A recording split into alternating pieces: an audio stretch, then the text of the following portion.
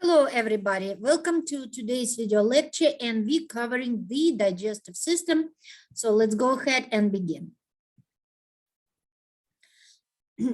So I need to pick up my pen.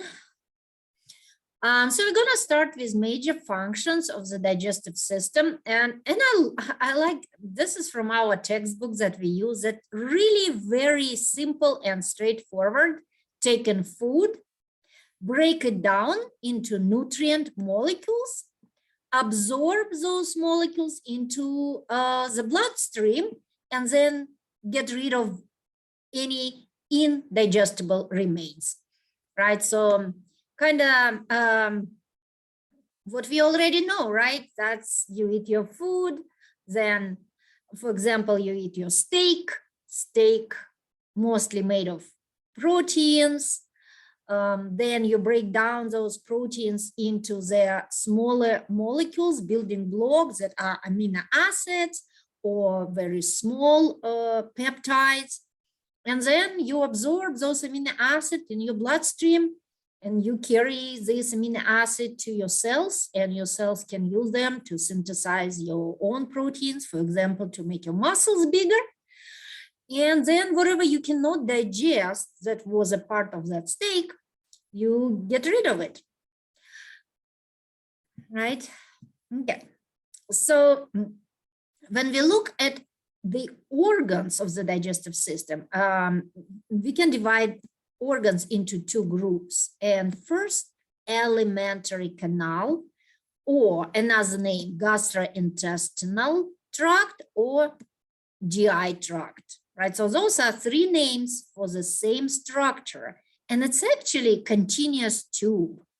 It's a tube that begins at your oral cavity, right, moves, down through your thoracic cavity to your abdominal pelvic cavity, and then the end of this tube is your anal canal and anus, right? So it's a tube that has two openings, oral cavity and anus. So the food will move through this tube, and you will, digest and absorb nutrients, and food residue will be removed through anal canal. Right, so alimentary canal, GI tract, digests and absorbs food, and it's include mouth, esophagus, pharynx. Pharynx, this is what you call a throat, right? But it's an anatomical term. Esophagus, stomach, small intestine, and large intestine. But just alimentary canal is not enough to carry on those functions. You also need accessory digestive organs, starting with your teeth, with your tongue, gallbladder, and digestive glands, like your salivary glands. Everybody knows about salivary glands, but look over here, liver, pancreas, they actually also digestive glands. The food, or what we call bolus and chyme, will move through your GI tract. In accessory glands, so the food is not inside those glands, right? It's not inside these accessory organs. It's not food, that I would say chyme, for example, right? A chyme, what we call food after it enters when it's inside your stomach, in your small and large intestines. That's what chyme is. So you will not find chyme in your liver or in your pancreas, right? But the chyme will be inside this alimentary canal. Okay, so let's look at histology of the alimentary canal, and let's just remind ourselves what histology means. Histology means study of tissues, right? So we're gonna look at tissues that made alimentary canal. Now, alimentary canal, of course, doesn't have precisely the same histology, like for your mouth and your stomach, obviously should be some modification, right? But these layers are general layers that common for most of your GI tract, right? So all these layers you find in most part of your GI tract. So we're gonna start from deep, right? Now this is lumen. Lumen is where the chyme is, right? This is where your food is. And close to lumen, we will have deep structures, and away from a lumen, like over here, we will have more superficial. So we're gonna start from deep to superficial. Mucosa. Mucosa is this layer over here, right? So here's your name, mucosa, and it shows you all this layer here. Now, mucosa, again, from deep, is made of epithelium, then lamina propria and muscularis mucosae.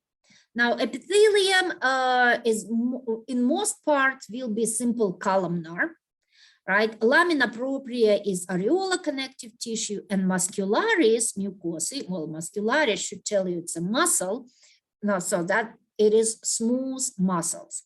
So you will find over here also lymphatic tissue in lamina propria. You will find glands within a mucosa layer. Next layer is submucosa. Submucosa includes blood and lymphatic vessels. So the submucosa is actually shown here in this. Okay, hold on, let me, that's muscularis mucosa, right there, in this brown color over here. So that's a submucosa, so you can see blood vessels, you can see nerves, right? That's submucosa.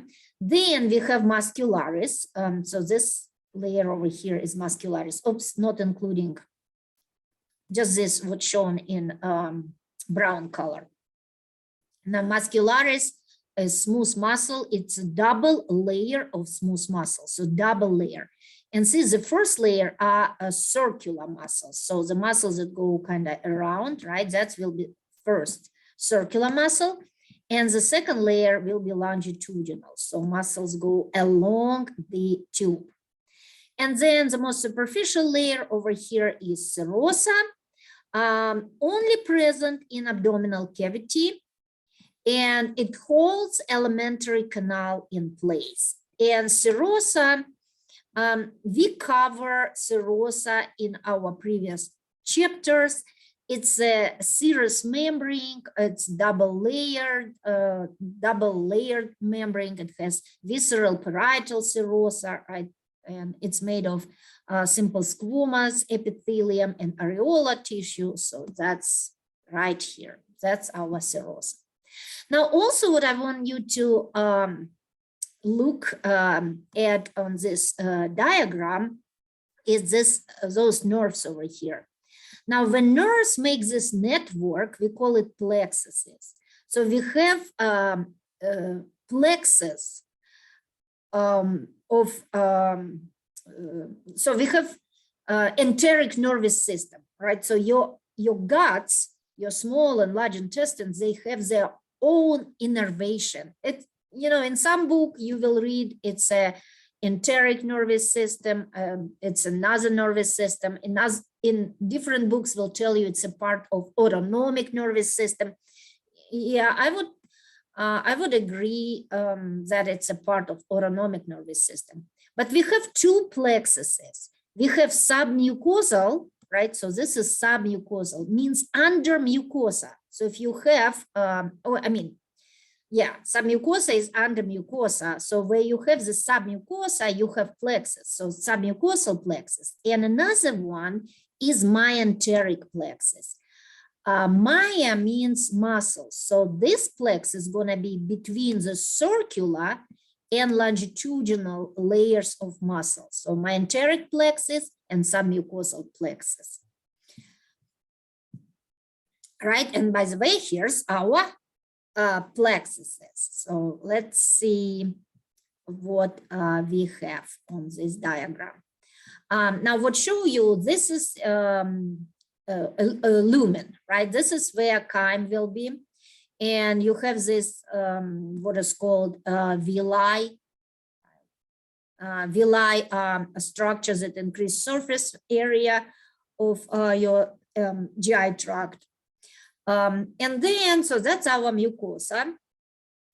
Then we have some mucosa over here, and we have a plexus. So you can see neurons here. And this is our, it's going to be, sensory and motor neurons over here in some mucosal plexus. And then we have circular layer of muscles, this one, and longitudinal, and between them, right here, we have mesenteric plexus.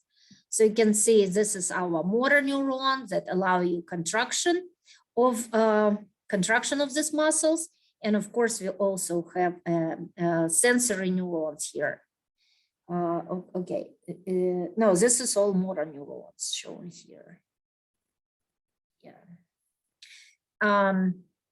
Yeah, so we have motor neurons over here. We have sensory neurons in some mucosal plexus. They do believe that we have some motor neurons in some mucosal plexus, but those neurons just responsible for movement of those villi, but not for peristalsis. And peristalsis is contraction of these muscles. Yeah, so this is also motor neurons, and those are interneurons over here.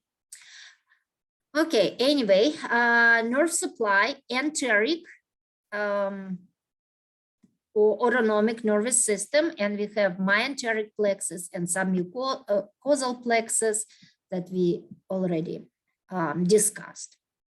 So what is the blood supply of your GI tract and some accessory organs? So let's look over here. This structure is diaphragm, right? So above the diaphragm, you have thoracic cavity. Below diaphragm, you have abdominal cavity. So we are inside abdominal cavity right now. And this big blood vessel right here, right? This is aorta as it goes all the way down. So that's abdominal aorta. And we have blood vessel, very, very superficial, close to this diaphragm.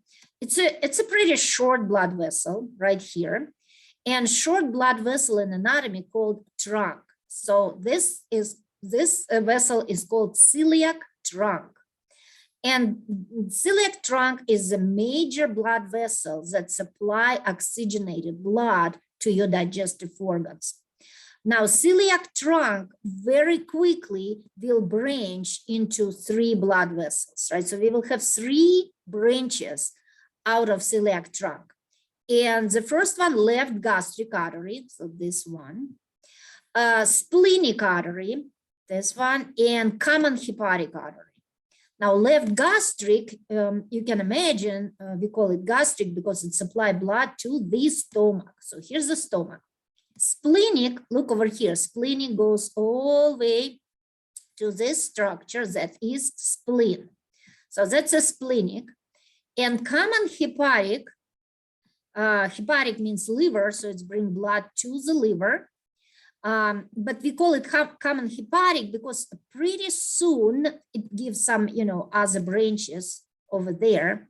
And then it became hepatic proper. So hepatic proper takes blood to liver. Common hepatic brings blood to liver and to the stomach and to the pancreas and to even, some small intestine over here. Right, so let's look at these branches. So this is right gastric. And you see how it has anastomosis with left gastric. So that's our left is from celiac trunk, and right gastric from common hepatic. Gastroduodenal, right? You can see gastroduodenal means, stomach and duodenum. That is this first part of small intestine. And gastroepiploic artery. Now we have right gastroepiploic and we have left gastroepiploic, and this supply blood to the greater curvature of the stomach, right? Okay, I think now this blood vessel over here, this is blood vessel from abdominal aorta, and it's called superior mesenteric artery. And a little bit inferior to this, you will have inferior mesenteric artery. Now, superior and inferior mesenteric artery supply your small and large intestine. And this celiac trunk supply your stomach, pancreas, spleen, liver, duodenum, right? So I would say the blood vessels that carry blood to your GI tract include celiac trunk, superior mesenteric and inferior mesenteric arteries that is not shown on this diagram. So blood supply, arteries that branch off aortic arch and abdominal aorta, well, you know, celiac trunk and hepatic portal system. Arteries that branch from aortic arch, this, I don't know what this means, that branch from aortic arch carry, well, yeah, you know, obviously to carry blood to your esophagus, right, or to your oral cavity, that's, you need those arteries that branch from aortic arch. So we will leave it like that, right? Hepatic portal system. I did cover hepatic portal system in cardiovascular system. I just very briefly gonna mention over here that this is a system that return nutrient-rich blood. I mean, not return. Yeah, it carries nutrient-rich blood from GI tract to the liver. Right? So for example, look, that's a small intestine. When you absorb nutrients from small intestine into capillaries, then those capillaries form venules and veins, and this blood rich in nutrients go to liver first before it returning back to your vena cava. And this is what a hepatic portal system is. So it's a venous system. So it's a veins that carry blood from GI tract to the liver. Peritoneum. Now, peritoneum is a serous membrane. So if you look over here, you can see that all the organs, right, all the organs in your abdominal cavity are covered with this, what's shown here in green. Of course, it's not green in the real life, but here you see this green membrane covering a liver and, you know, stomach and small and large intestine. This is, by the way, urinary bladder over here. So this is a peritoneum. It holds digestive organ in place, and peritoneum is a serous membrane, so it has parietal peritoneum that covers the cavity itself. So it's two layers. So it will be peritoneum covering the cavity, and visceral peritoneum will cover your organs. Now on this, in this table, you can see that 5 major peritoneal folds. So if you go back, you see like you have some folds of peritoneum here, like this one, for example, right there. So we have 5 major folds. And yes, I do have picture where I show you all the structure.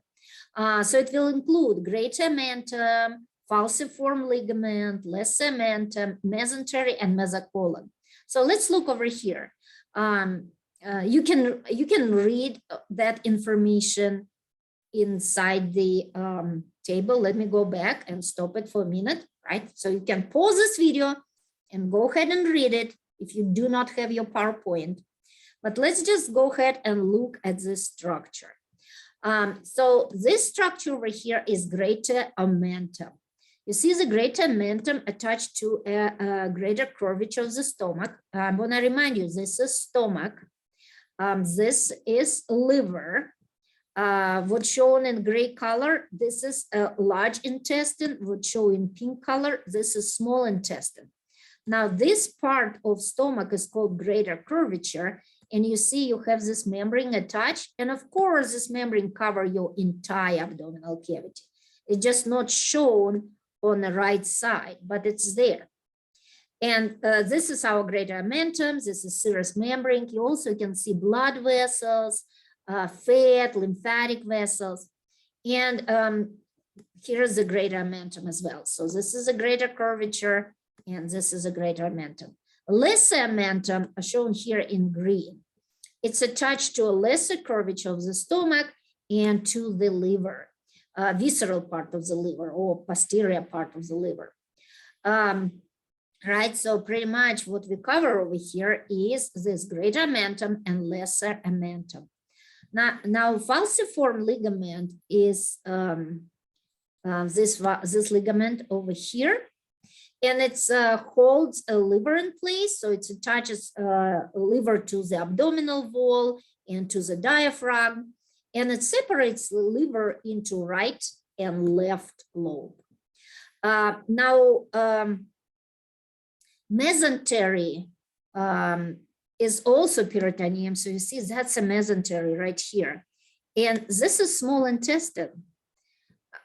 So you see how small intestine is pretty much held in place. So you have lots of membrane holding small intestine in place, attaches it to the posterior abdominal wall. And this is our mesentery. Mesentery proper, what it's called.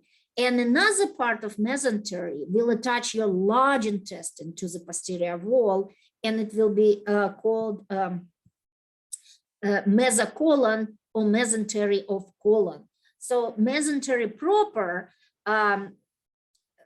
holds small intestine and attaches it to the posterior wall of abdominal cavity, to the back of your abdominal cavity.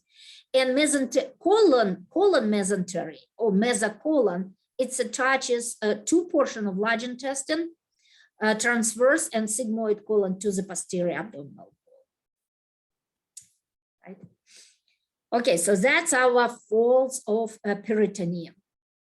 Now we will start with GI tract, and we're going to start with the mouth. So the mouth, or another name is oral cavity, right? So we have labia, that are your lips, upper lip and lower lip.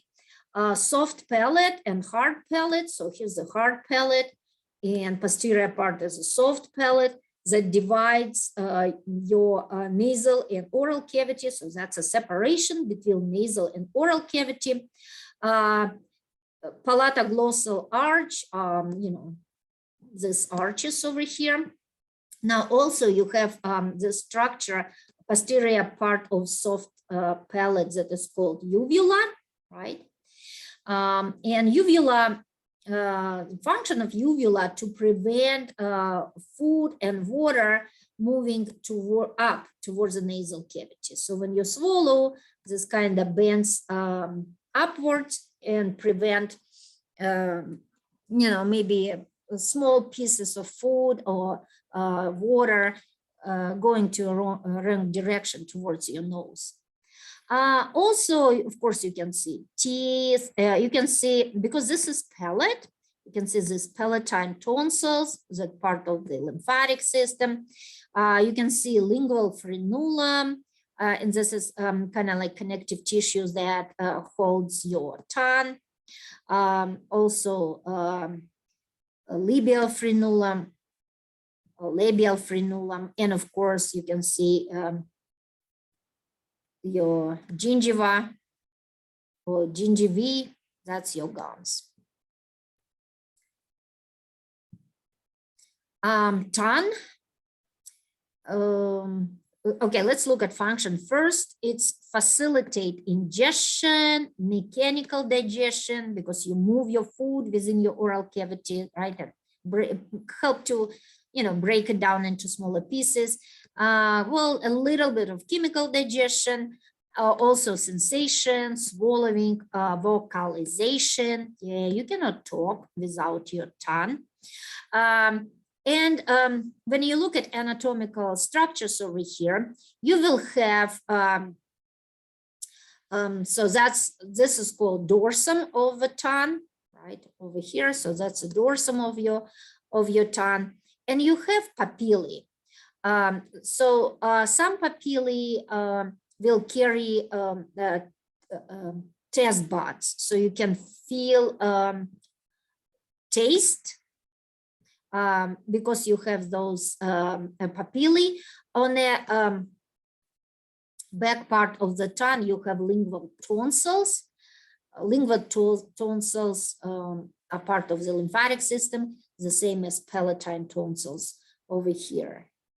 So you see all different type of papillae on your tongue. We're not going into detail because it's pretty much my introduction really to the digestive system. Now, salivary glands. I want to remind you that salivary glands are accessory organs. They include submandibular gland. Well, submandibular tells you it's under your mandible, so this gland over here. And of course, we have pairs of them. So we have right and left submandibular gland. Secrete saliva into mouth, watery secretion with salivary amylase. So salivary amylase is enzyme that breaks carbohydrates. So you start digestion of sugar, right, carbohydrates in your mouth, but polysaccharides like starch. So not your sugar even, or not glucose, not mono or disaccharide, but polysaccharides. So you start breaking them down like starch, like when you eat, for example, cookies or potato, your salivary amylase start breaking those long chains of polysaccharides into shorter molecules. Sublingual glands tell you, well, that's somewhere under tongue, right? Lingual means tongue. Secrete saliva into oral cavity as well. Mouth, oral cavity, it's the same. This produce thickest secretion with least amount of salivary amylase. Then you have parotid glands. Parotid means next to ear. And it secretes saliva into mouth, water secretion with salivary amylase, so you can see same. And saliva is mostly water, 95.5%, and it has salivary amylase. Now, all these glands are exocrine glands, so you can see those ducts, right? So they secrete saliva inside oral cavity through those ducts. Now you have teeth. Your teeth are accessory organs as well. So we have 20 deciduous teeth that appear at age 6 months. And this is the one that we call baby teeth. And this is the one that will be replaced with permanent teeth at age of 6, 7. 32 permanent teeth, including 8 in scissors or incisors. Now, I think incisors would be a correct pronunciation. 4, it says here cuspids, but really in many books you will name them canine. You know, like some animals they are canine, like your dog, for example. So the canine, it's the same word over here. This is the ones that have pointed edge. 8 premolars, flatter shape that mesh your food, and 12 molars, several pointed cusps that crush your food. So in scissors, they are sharp, used to bite into food. I forgot to tell you, so they are right here. Right, those your incisors. Then we have canine right? So canine would be right here. That you tear up food, and then the rest, premolars and molars, you really mash and crush your food, so you chew it. Now, we use dental formula to represent, you know, this teeth. So here's a primary when you have 20 deciduous teeth, and this is permanent formula. And what's shown here is the ratio of upper to lower teeth for half of the mouth. So over here, this is your upper teeth, and this is your lower teeth, but this is only half of your mouth, right? That's why you divide it by 2, and this gives you your total 20 teeth, or you divide by 2, give you total 32 teeth, right? So imagine that you divide your teeth into upper and lower, and then you divide those into right and left half. So it's 2, 1, 2 for primary, and 2, 1, 2, 3 for permanent. So I usually remember it, I kind of say like, okay, it's 2I and then 1, 2, 3. So 1 canine, 2 premolars, 3 molars, right? And that's, you know, how you, whatever mnemonic you're gonna use to remember this formula. But I think this 1, 2, 3 kind of in order, 1, 2, 3, just remember that there is 2I in front of your numbers, and then you have canine, premolars, and molars. Very quickly, anatomy of a tooth. So it's made of crown. Now, crown is what you see above your gum. Now, gum is gingiva. So above the gum, you see the crown, and crown is covered by enamel. Enamel is the hardest material in your body. It's harder even than your bone. And by the way, your tooth is not your bone. It doesn't have any, you know, except as maybe, you know, like calcium, it doesn't have any similarities. So tooth is not a bone. Tooth is organ that has its own structure and function. So crown is covered by enamel. Then you have neck and root, right? So crown, it's portion above the gum line, enamel, root embedded within maxilla and mandible. So maxilla, upper jaw, mandible, lower jaw, and it's covered by material called cementum. So cementum is not as hard as enamel. And you have pulp cavity. So a pulp cavity is this, right? Inside the root or roots and inside the neck. So that's a pulp cavity. Inside you have loose connective tissue. You have blood vessels and nerves. And it's surrounding by dentin. So this gray part, this is the dentin. This one is a pulp cavity. You can see nerve, blood vessels. So when you go to your dentist and they do your root canal, this is, you know, this is where you might have like inflammation, and they trying to close it up, right? Or, you know, get rid of all this bacteria that might live in your pulp cavity. So the every tooth is sitting inside the socket, right? So inside a bone, and it's connected to a bone through this ligament. It's called periodontal ligament. Right? So it's connected to a bone, bone of your maxilla or mandible. I think we cover everything on this diagram. Next, we're moving. So what do we talk about? We talk about oral cavity, right? We talk about tongue and teeth, and now we're moving down of your GI tract, and we are in pharynx. Now, pharynx involved indigestion and respiration. Pharynx is made of 3 subdivisions, and I like this picture because they show us 3 parts of pharynx in different colors. So this one shown in red, it's called nasopharynx. So this is your nose, right? Makes sense. This is your nasal cavity. And behind your nasal cavity, you have nasopharynx. So posterior nasal aperture, this is nasal aperture, running inferiorly to the end of uvula. And this is uvula. Remember what uvula is? This is a membranous structure posterior to the soft palate. So this is the hard palate. So that's a bone, separates your nasal and oral cavity. This is tongue, by the way. This is soft palate, and this is uvula.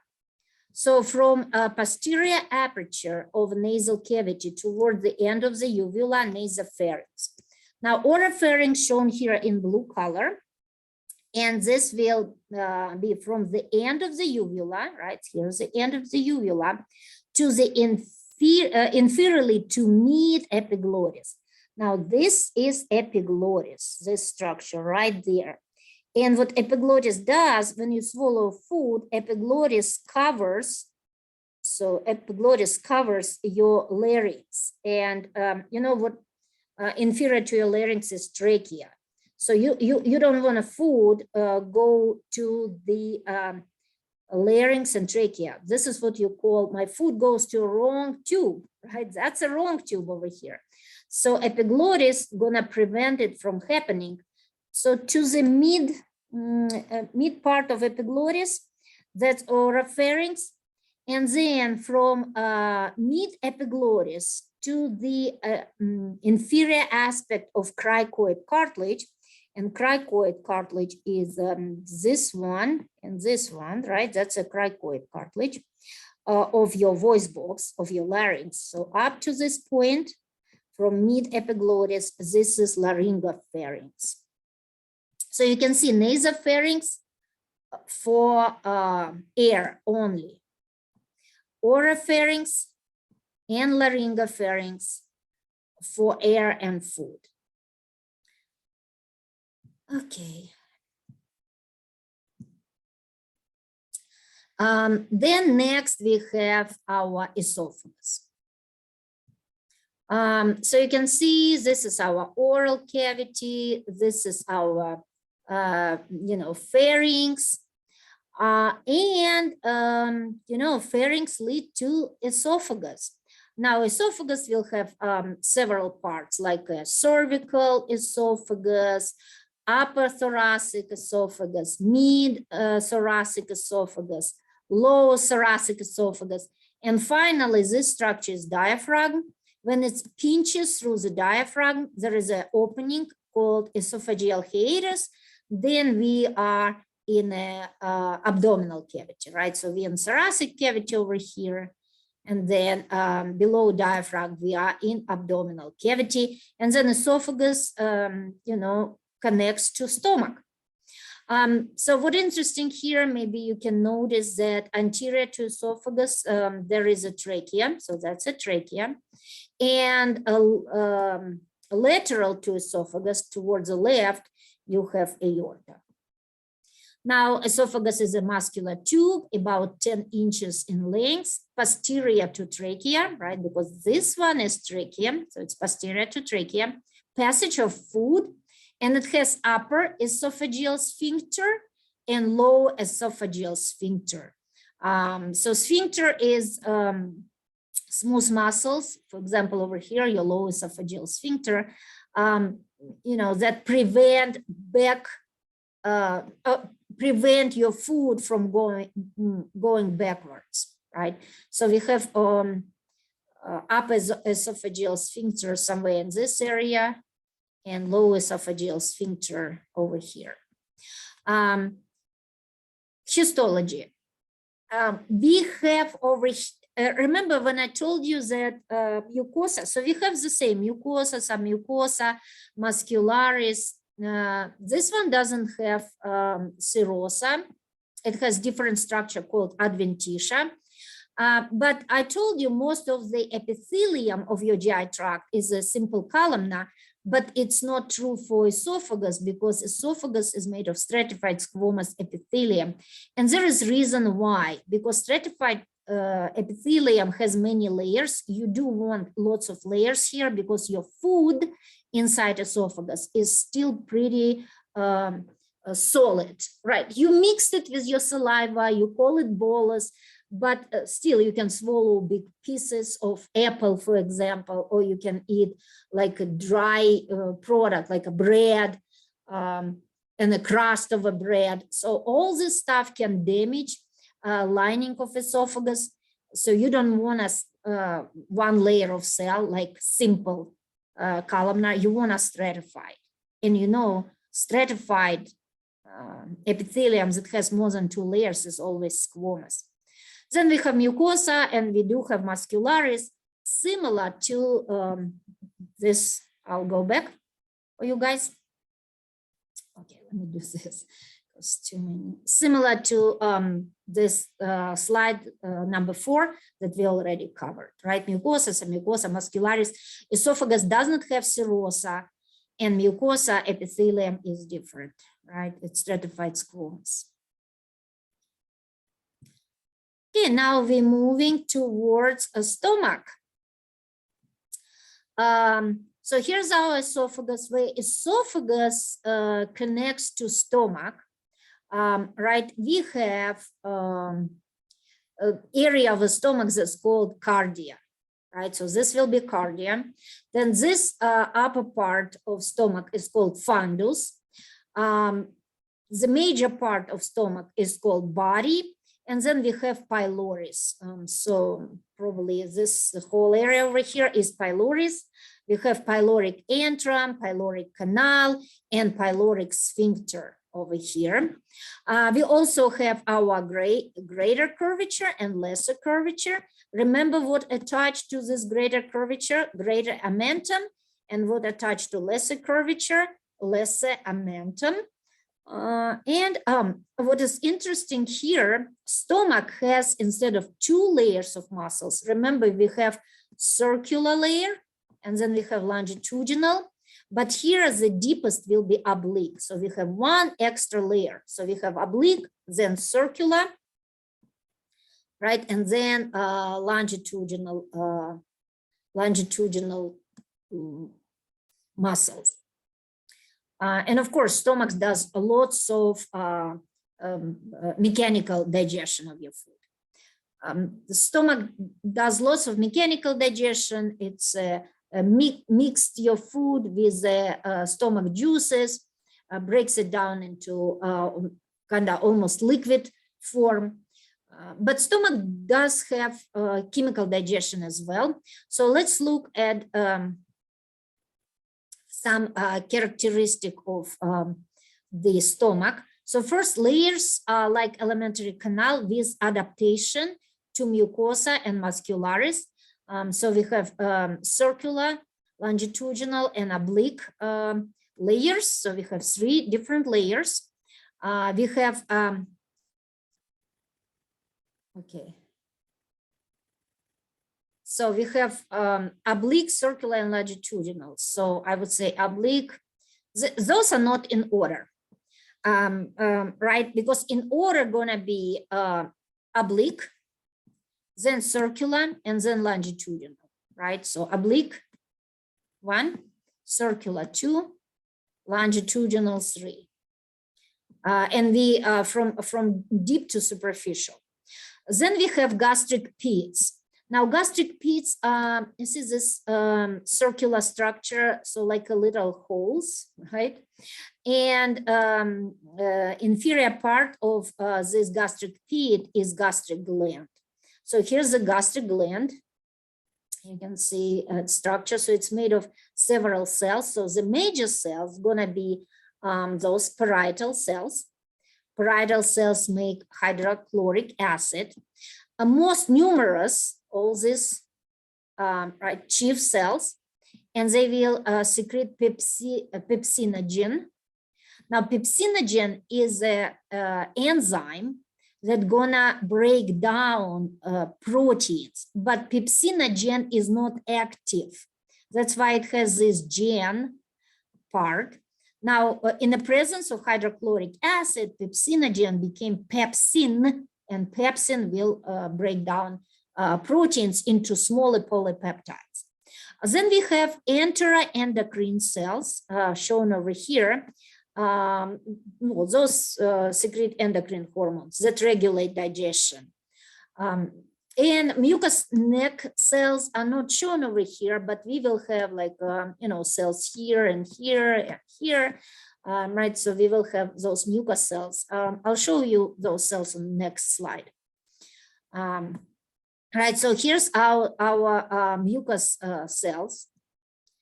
And as the name tells you, they produce a mucus, right? So here's our gastric mucus cells, and those yellow drops or droplets, show you that mucin and mucin become a mucus. And you have like really thick mucus layer like this of your stomach. So here's our, capillaries over here, and lumen is right there, right? This is where your, food is. And you have your gastric juice that is very, very acidic. pH is 2, so it's very strong acid. And we don't want this acid to damage your cells, not only your mucous cells, but all the cells that make walls of your stomach. That's why you have this thick mucus. Mucus has bicarbonate that will neutralize this acid. So you can see when you're close to the surface of your stomach, you have now normal pH 7. Thanks goodness, right? So mucus barrier protects from self-digestion, bicarbonate-rich mucus, tight junction between epithelial cells. So you see this very tight junctions here, and also stem cells that quickly replace damaged cells. Obviously, once in a while, you will have damage, maybe not once in a while, maybe like, often you will have the cells damaged, but you have stem cells to replace the ones that are damaged by this very strong hydrochloric acid. Small intestine. Small intestine divided into 3 parts. Duodenum, shown here in the purple color, jejunum, the second part, and ileum, the third and the most distal part. Duodenum 10 inches, jejunum 3 feet, ileum 6 feet. So you can see overall it's a very long tube, right? So shown right there. Now, histology of small intestine, same 4 layers: mucosa, submucosa, muscularis, and serosa, but it does have some unique characteristic. You will have circular folds. So imagine that you just, you just fold your tubes right together, and it's all this modification to increase surface area. So over here you see the folds. So here's the circular folds. Now this purple part within those folds are villi, right? So here you have now your villi, or it's shown over here. That's a villus. Now the villus itself, you see, it's made of these cells. So if you look here, this one is a simple columnar cell, and it has now microvilli. So you pretty much have all these folds, villi, microvilli, and you increase drastically the surface area for digestion and absorption. Right, you also have intestinal glands that produce intestinal juice. You have special glands in duodenal glands, and you have mold. And mold is mucosa-associated lymphatic tissue. So it will be your lymphatic tissue that has lots of macrophages, white blood cells, and those lymphocytes, and that's for immune function. Right, so that's it for small intestine. Again, it's pretty much introductions. And large intestine, we have a cecum. So here's our ileum, right? So the ileum is the last part of small intestine, and it brings chyme to a large intestine. So most digestion and absorption already happened inside your small intestine. And in the large intestine, you mostly concentrate those food residues that you're gonna get rid of, and also some reabsorption of water and a little bit of digestion, but it's mostly bacterial digestion.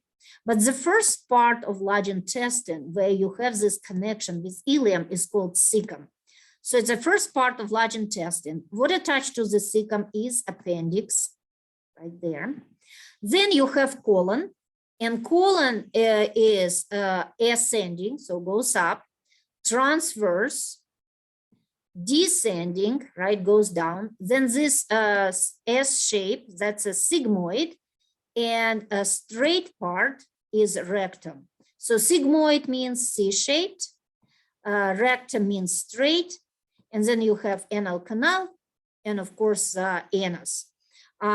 So here's our column: ascending, transverse, descending, sigmoid, rectum about 8 inches, and anal canal about 2 inches.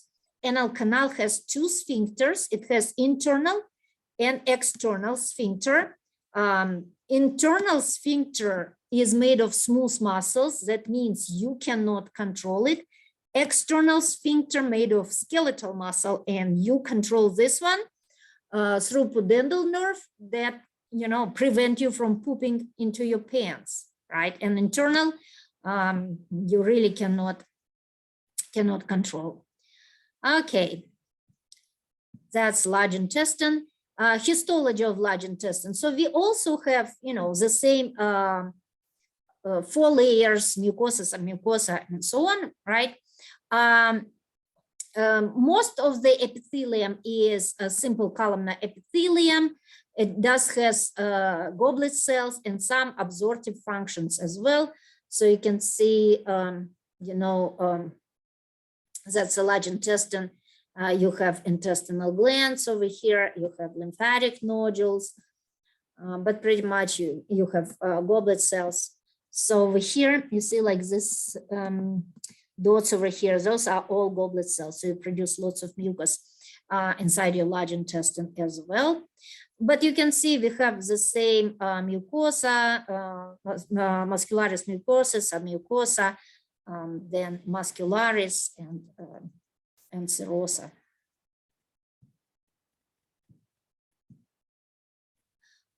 We do have some unique structure of the large intestine. Let's look at them. First is tenia coli. Now, tenia coli is this muscle over here. And this is what left from longitudinal layer of muscularis. So longitudinal layer is not complete, so you don't have it like, you know, all through the large intestine. You only have this rope-like structure called tenia coli, and you have your, of course, circular muscle. Now, when this tenia coli contract, it forms pouches. We call them hostra. So hostra result from tonic contraction of tenia coli. So those pouches that are very, very unique to and specific to the large intestine. And then we have this epiploic appendages shown over here in yellow color. It's a fat-filled sacs of unknown purpose, like that. Now, you see this yellow structure here? This is our mesentery. And this is mesocolon over here. So that's our modification of peritoneum, remember? So here's the cecum, here's appendix, this is our ascending colon, this is transverse, descending, sigmoid, rectum, anal canal, show even external anal sphincter. But another 2 structure over here are this flexure. Now this is right colic flexure, this is left colic flexure. Now here you will have liver. That's why this is called hepatic flexure, and this is called splenic flexure, because you will have spleen on this in this area, right? So those are unique structure of the large intestine. Bacteria flora of large intestine, you have about 700 species of this bacteria. Many of them are commensalists. Commensalists means they, you know, they either kind of doesn't give you any, doesn't help you much, but does not harm you as well. But some of them facilitate digestion and absorption, and this will be then, you know, your symbiotic species that, well, commensalism is symbiotic as well. Right, so those are species either non-pathogenic, that do not harm you, or some of them even give you a lot of advantages, like help you with digestion of the food residue that was not properly digested in your small intestine. And very famous species are Escherichia coli or E. coli.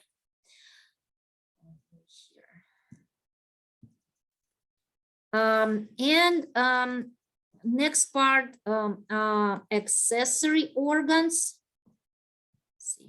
Yeah, only 3 slides left. So let's, I was thinking about maybe recording another video, but I don't think this video is too long, right? So let's just go ahead and finish up.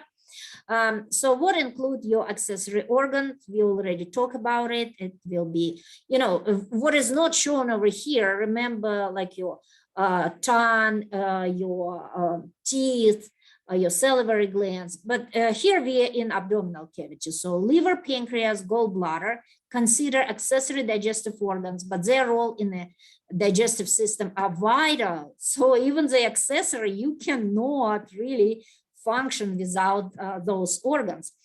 So you can see here liver, right? Here's the pancreas, and here's the green part is gallbladder. Okay, so let's look at the liver. So liver is the largest gland in the body, and it has 4 lobes, but 2 primary. Now, this is the anterior view. So you have large right lobe, and you have smaller left lobe. And what separates them, remember this falsiform ligament that is part of peritoneum. Now, this piece of falsiform ligament is called round ligament or ligamentum teres. Now, this is visceral or posterior part of, or say posterior inferior part of the liver. And you can see 2 more lobes right over here. This is caudate, and caudate means tail, right? And this one look like a square. It's a quadrate lobe right here. Also, a Porta Hepatis is the structure right there, where you have this Porta Hepatis contains artery and portal vein, right? So this is 2 blood vessels that enter your liver, and they enter at this Porta Hepatis. Now this is gallbladder. Now, liver has lots of function, but the function that related to the digestion is the production of bile, and you need bile to assist digestion of fats. Your bile does not gonna digest your fat, but it's gonna break a big droplets of fat into smaller droplets. Emulsification, what it's called, right? Now liver, bile, emulsification, here's a word, sorry. Emulsification of lipids in the small intestine. This is what bile does. And the part of the bile is bilirubin. Bilirubin is a result from breakdown of red blood cells. So bilirubin is a part of bile. Now, if you look at the liver, it has our 4 lobes, but it has lots of lobules, and this is the structure of a lobule. So that's the lobules of a liver. And each lobule will have central vein, and it will have what we call here portal triads. So we will have portal venule, portal arteriole, and bile duct. So now this is what's gonna happen. From portal vein, that means you're gonna bring blood over here, rich in nutrients, right? So, and then this blood are gonna move through these channels, right here. It's called sinusoids. So it's gonna move through those sinusoids toward the central vein, and from central vein to your inferior vena cava. So from GI tract through portal vein, then through sinusoid to the central vein, and then, you know, inferior vena cava. But when your blood is moving through the sinusoid, those cells shown here in brown, hepatocytes, they will clean your blood, they will process nutrients and remove some toxins. And when your blood is processed, now it can enter your circulation, further go to your heart, and then, you know, to your lungs, and to the from lungs back to the heart, and then to, you know, all the organs of your body. But liver is the first stop after your digestive system for your blood. So you collect all these nutrients in the capillaries, and you're gonna bring all these nutrients to your liver first before you distribute it to other parts of your body. Now gallbladder. Your liver gonna produce blood, or sorry, produce bile. Your liver gonna produce bile, and then you're gonna store this bile inside a gallbladder. So gallbladder really just a storage, temporary storage of bile. Now when those hepatocytes, when they make bile, they will move, the bile will move. Let me go back to show you. So those hepatocytes, when they make bile, you see bile moves towards this bile duct. And those, and then we have our major, so those bile duct will bring bile into hepatic duct. And we have right hepatic duct because you have right lobe, and left hepatic duct. Now, when they fuse together, we have common hepatic duct. So you see, we don't have word bile yet. So we have hepatic, we have right hepatic, left hepatic, common hepatic. Now from common hepatic, it goes to your gallbladder and store in gallbladder. When you need bile in your small intestine, gallbladder will contract, and the bile will move through cystic duct. And you see how cystic and common hepatic comes together, making common bile duct. So common hepatic and cystic make common bile duct. Now, where this common bile duct goes, it actually goes right there. So this is over here, common bile duct, and it's empties this bile, or brings this bile to duodenum, the first part of the small intestine. And this is called duodenal ampulla, like opening of this bile duct. But here we're looking at pancreas. So here's the pancreas. It has a head, body, and tail. And pancreas is your endocrine and exocrine gland. Now it's endocrine gland because it produces insulin, right? And glucagon. So those are endocrine hormones, but also pancreas makes lots of pancreatic juice. So that's digestive juice. And all this digestive juice will be collected by pancreatic duct. This is the major pancreatic duct, then we will have accessory pancreatic duct, but this is main pancreatic duct, fuses with common bile duct, and you see we deliver bile and digestive juices inside duodenum. Now, exocrine portion remember I told you pancreas is both endocrine and exocrine. So exocrine portion is called acinus. So right here, so those are all the structure here. This is acinus, and we have acinar cells that synthesize and produce enzyme and then secrete them inside the duct, and this through the pancreatic duct again to duodenum. Now, what enzyme synthesized by pancreas? Trypsinogen. This is the one that digests protein. Procarboxypeptidase and chymotrypsinogen. So all this stuff, actually, they break down proteins into smaller peptides. But you also will have enzymes that break down starch and lipids as well. So you very much produce enzymes that break down everything: sugar, lipids, and nucleic acids, and all this over here, those enzymes that break down proteins. So you're gonna break down proteins, starch, lipids, and nucleic acids, right? So that pancreatic juice. And that's it. So the last part of, well, next part, it's not last part. Next part of this PowerPoint is about homeostatic imbalances. So I will record a separate video to cover it because I believe this was pretty long video already. So thank you very much for watching, and I hope it was helpful.